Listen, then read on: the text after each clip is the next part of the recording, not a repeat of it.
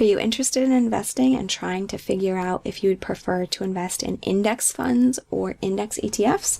So I'm going to talk about how you might want to consider that question.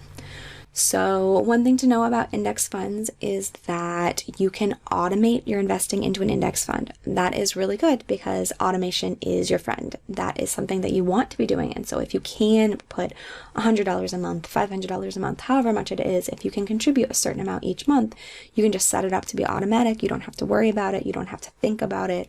That will help you to grow your wealth far faster than really anything else. It would be just automating it and letting it happen.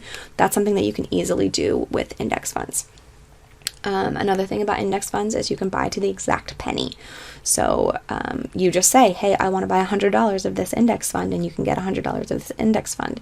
Sometimes index funds do have a minimum purchase, like the Vanguard ones do. Many index funds, like the ones at Fidelity and Schwab, do not have a minimum purchase. Often retirement accounts do not offer ETFs, they only offer index funds, so it's kind of a no-brainer in most of the retirement accounts. And index funds can be good if you are new to investing and you're kind of intimidated by the whole buying process and what it means. There's going to be a lot less questions to buy an index fund than there are going to be to buy an ETF. So things to think about for ETFs are that the expense ratios are often a little bit lower than index funds. They, inside of a taxable account, can be more tax efficient. There is usually either no minimum purchase or the minimum purchase is the price of one share. So if you have an account at Vanguard and you want to invest in Vanguard ETFs, you're not going to be able to get fractions. You're only going to be able to get one full share, whereas you can invest in Vanguard ETFs from Schwab or Fidelity, and you can do it down to, however much. If you want to buy $1 of an ETF, you should be able to do that.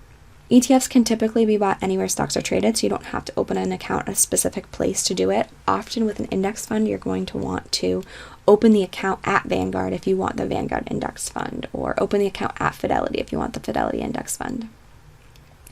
One thing that's nice, kind of, about ETFs are that if you notice that the stock market is down during the day and you have the money right there, you can go ahead and invest it and get it into the market while the market's down and not wait until the end of the day when the market might have gone back up. One downside of ETFs is that they might encourage you to watch the stock market, and honestly, it's best to just put your money in as whenever you have it, not worry about the stock market, and just let it grow for a really long time.